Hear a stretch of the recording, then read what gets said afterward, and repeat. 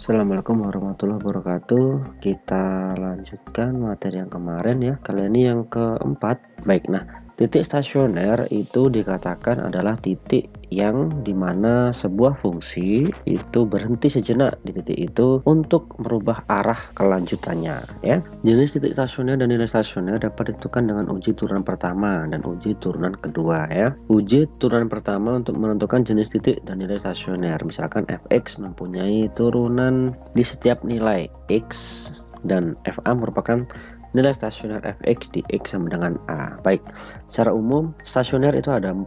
Yang pertama, jadi titik stasioner itu dia berada di puncak itu ya. Jadi ini disebut sebagai titik stasioner. Dia dikatakan titik stasioner maksimum ya karena ada di atas. Sedangkan ini titik stasioner minimum. Oke.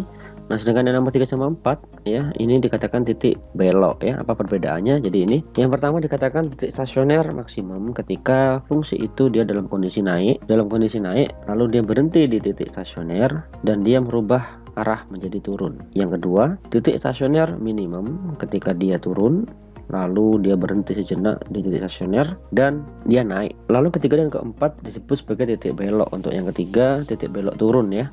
Jadi dia setelah turun lalu dia berhenti di titik stasioner dan dia turun lagi. Nah, itu bedanya ya. Turun habis itu turun lagi namanya belok ya, dan ini naik lalu naik lagi. Dan di video kali ini yang kita bahas adalah untuk yang stasioner maksimum dan minimum saja ya. Baik, penjelasan untuk yang pertama adalah jika f aksen x lebih dari 0 untuk x kurang dari a, f aksen a sama dengan 0 dan f aksen x kurang dari 0 untuk x lebih dari a, maka a fa merupakan titik balik maksimum dan fa merupakan nilai maksimum ya. Jadi di sini posisinya adalah titik ini untuk posisi x di titik itu untuk nilai x sama dengan a, dan fa itu merupakan titik balik maksimum, sedangkan fa disebut nilai maksimum. Oke, jadi untuk menyatakan titik itu adalah x, y, sedangkan kalau menyatakan nilai itu adalah di y-nya saja. Sedangkan untuk yang kedua kebalikannya berarti ya, jika f aksen x atau turunan pertama dari fx kurang dari 0 dan x kurang dari a, f aksen x sama dengan 0 dan f aksen x lebih dari 0 untuk x lebih dari a, maka fa merupakan titik balik minimum dan fa merupakan nilai minimum ya. Jadi di sini adalah titik balik minimum, bisa dikatakan juga titik stasioner minimum. Oke, 3 dan 4 ya, mohon maaf tidak saya bahas ya karena di sini kita fokus pada titik stasioner maksimum dan minimum. Nah, lalu titik stasioner pun juga bisa ditentukan ya, atau kita tes dengan menggunakan uji turunan kedua ya. Jadi setiap kurva fx dia akan memiliki banyak titik stasioner ya, baik itu titik stasioner maksimum, minimum ya, atau belok gitu ya. Nah, ini yang saya tulis maksimum sama minimumnya aja. Jadi kita juga harus bisa membedakan ya kapan dia maksimum dan kapan dia minimum, karena untuk syaratnya ya, dia mencapai titik stasioner itu juga sama ya, adalah f aksen x atau turunan pertamanya sama dengan 0. Nah, ini berlaku untuk yang maksimum ataupun yang minimum gitu. Lalu bagaimana cara kita tahu untuk yang maksimum? Nah, yang pertama, kalau kita untuk mencari maksimum yaitu ini ya, turunan keduanya ya, ketika dimasukkan nilai a-nya, a itu adalah titik stasionernya ya di sumbu x itu ketika dia kurang dari 0, maka ini adalah titik balik maksimumnya. Sedangkan yang minimum itu adalah turunan keduanya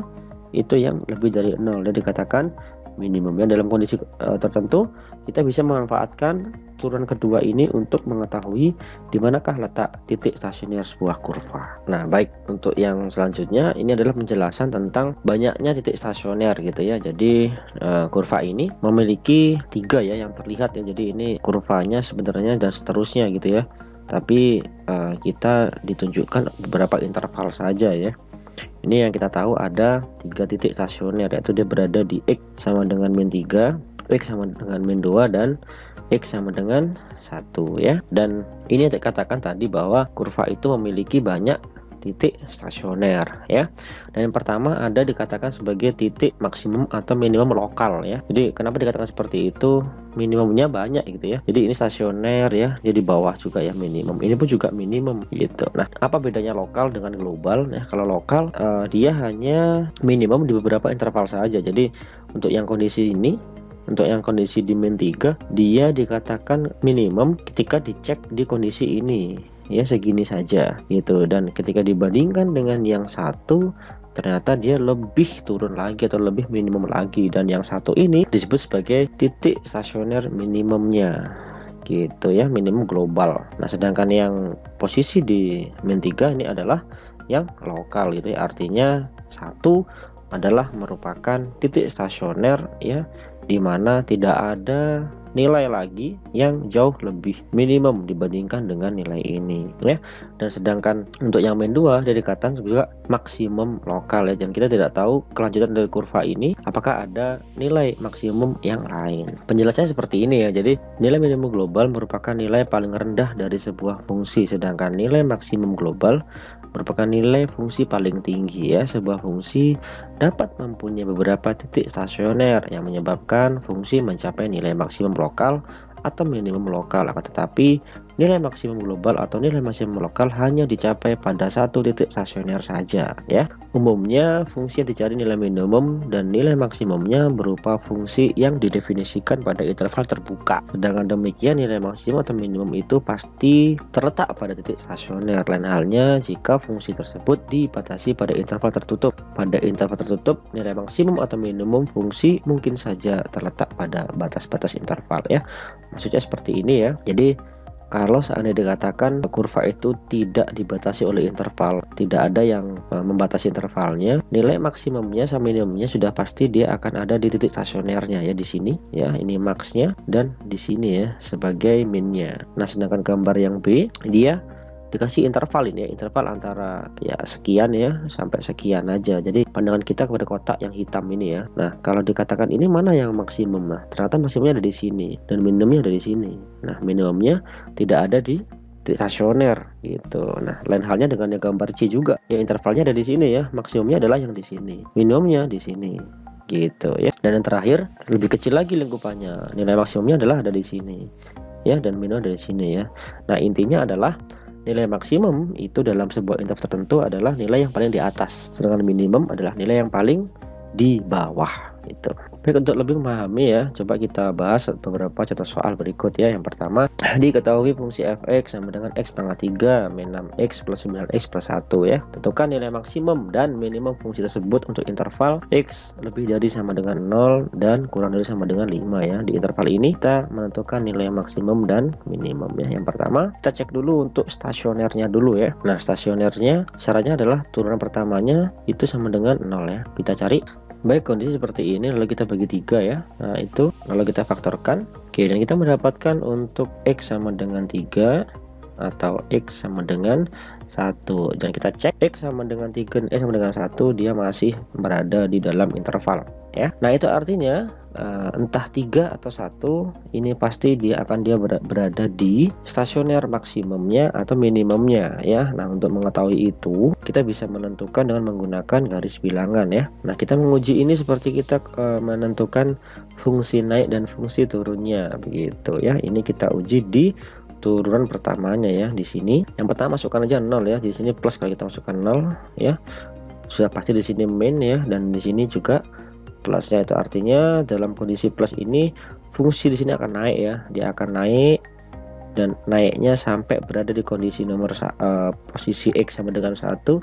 Lalu di negatif ya, negatif akan turun ya, turun berada di posisi sampai di 3, dan di 3 juga dia akan naik. Nah, sudah pasti ini bisa kita tentukan. Sekarang 1 ini sudah pasti kondisi stasioner yang maksimum. Nah, tapi kita belum bisa menentukan apakah ini benar-benar nilai maksimumnya gitu ya.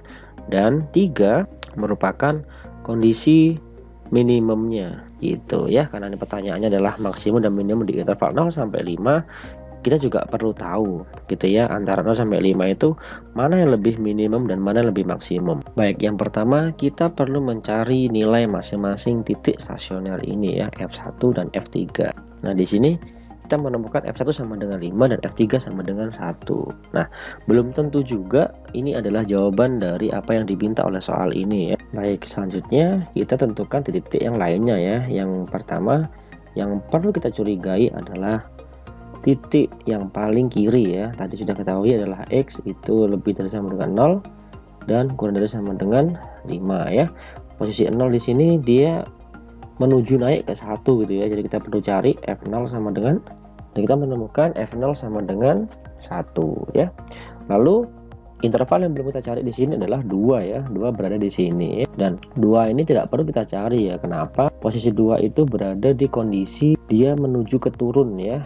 Dia dalam perjalanan turun gitu. Artinya 2 ini tidak mungkin lebih tinggi daripada 1 dan dia pun juga tidak mungkin lebih rendah daripada 3. Itu artinya 2 tidak perlu kita tentukan ya. Lalu ada 2 titik yang lainnya, ada titik 4 di sini dan ada 5 di sini ya. Yang perlu kita cari adalah 5. Kenapa? Nah, karena 5 adalah titik yang paling tinggi di sini, artinya paling akhir ya. Nah, kondisi ini plus ya, dia akan naik. Itu artinya 4 pun juga kondisi tidak mungkin lebih rendah daripada 3 dan dia juga tidak mungkin lebih tinggi daripada 5 ya. Jadi langsung kita tentukan F5-nya dan jawabannya adalah 21. Nah, oleh karena itu boleh kita tentukan sekarang untuk yang nilai maksimum itu sudah pasti posisi ada di 21. Sedangkan untuk yang minimum tidak berada di 1 ya. Di sini satunya ada 2 nilai ya, untuk titik di 3,1 dan 0,1. Jadi seperti ini cara menentukan nilai maksimum dan minimum. Baik, yang kedua, untuk memproduksi suatu barang diperlukan biaya produksi yang dinyatakan dengan fungsi Bx sama dengan 2x kuadrat min 180x plus 2500 dalam ribuan rupiah ya. Agar biaya produksi minimum maka harus diproduksi barang sebanyak ya. Ini permintaannya adalah biaya produksi minimum ya. Kita harus fokus dengan kata-kata minimum di sini. Dan itu artinya untuk mencapai minimum itu artinya adalah stasioner minimum. Berarti turunan dari fungsinya itu sama dengan 0 ya. Kita turunkan dan kita mendapatkan 4x min 180 sama dengan 0 ya. Itu kita bisa turunkan 4x sama dengan 180 dan x sama dengan 180 per 4, x sama dengan 45. Baik, ini yang ketiga, dari selembar karton berbentuk persegi yang berukuran sisi 30 cm akan dibuat kotak tanpa tutup dengan cara menggunting 4 persegi di setiap pojok karton. Seperti pada gambar ya, volume kotak terbesar yang dapat dibuat adalah ceritanya ada karton begitu ya, dan ujungnya ini digunting gitu, nanti dia akan dilipat gitu ya. Yang saya garis biru ini adalah batasnya, nanti ini akan dilipat dan posisi ini dan ini akan menjadi sisi tegaknya begitu ya. Nah, ini cara mengerjakannya adalah anggap saja potongannya ini karena sama, kita berikan X gitu ya. Ini panjangnya adalah potongnya sepanjang X cm gitu. Lalu dan sekarang panjang sisinya menjadi 30 min 2x gitu ya. Karena ini persegi berarti panjang sama lebarnya sama ya, 30 min 2x. Nah, untuk volume balok sendiri itu rumusnya adalah luas alas dikalikan dengan tinggi ya. Luas alasnya itu berupa persegi ya dengan sisi 30 min 2x ya. Ini dikalikan 2 kuadrat tadi dan dikalikan tingginya adalah x nya sendiri ya, karena itu dilipat. Baik, ini kita jabarkan dulu. Nah, sekarang kita mendapati volumenya adalah 900x min 120x kuadrat plus 4x pangkat 3 ya. Ini juga bisa disebut sebagai Vx ya, volume dengan variabel x nya. Nah, pertanyaannya adalah volume kotak terbesar yang dibuat adalah, karena ini dikatakan volume terbesar berarti turunan pertama dari volume itu juga harus sama dengan 0 ya. Untuk kita mencari nilai x nya kita turunkan, ini kita sederhanakan ya, kita bagi 12, hasilnya akan menjadi seperti ini.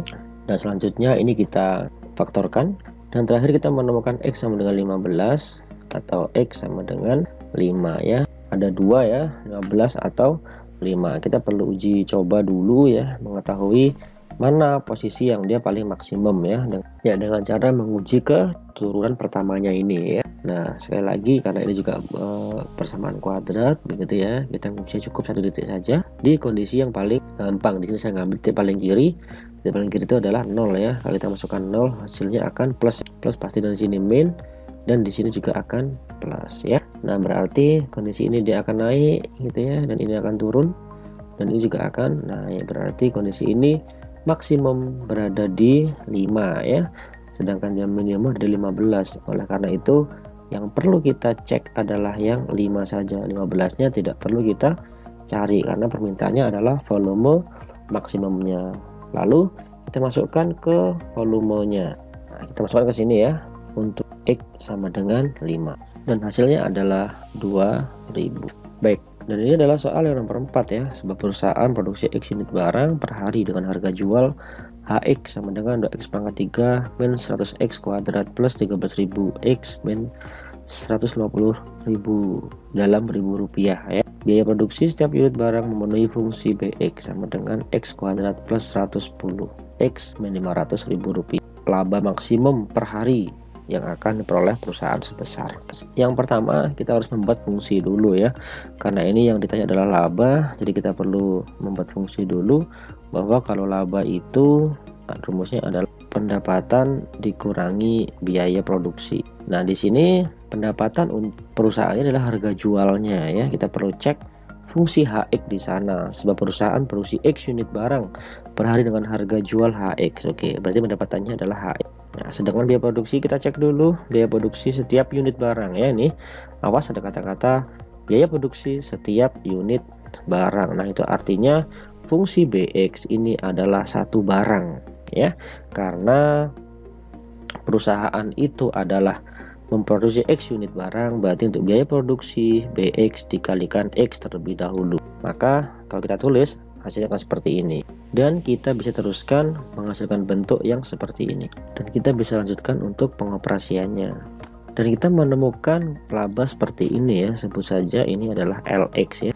Pertanyaannya adalah mencapai laba maksimum ya, seperti pada penerapan titik stasioner ya. Mencapai maksimum juga sama ya, turunan pertamanya sama dengan 0 seperti ini, dan kita bisa sederhanakan dulu. Lalu kita faktorkan, dan kita menemukan X sama dengan 50 dan X sama dengan 90 ya. Nah, jika kita mengerjakan soal seperti ini dan faktornya atau persamanya ini adalah angkanya besar gitu ya, kalian bisa menggunakan rumus ABC ya, yang memakai X, 1, 2 dan seterusnya. Lalu selanjutnya kita uji coba dulu ya, mana posisi yang mencapai laba maksimum. Nah, setelah diuji bentuknya akan seperti ini ya, maka ini naik ya, ini turun, dan ini juga naik. Nah, oleh karena itu posisi maksimum dia berada di 50. Nah, terakhir tinggal kita memasukkan berapakah labanya, dan ini menghasilkan 125.000. Oke, dan kita kembalikan ke soal, karena di sini kondisi dalam Rp1.000. Oleh karena itu labanya pun juga mengikuti itu ya. Tadi L50 nya kita menemukan 125.000. Kalau dikonversikan dalam Rp1.000 ini akan menjadi 125 juta ya.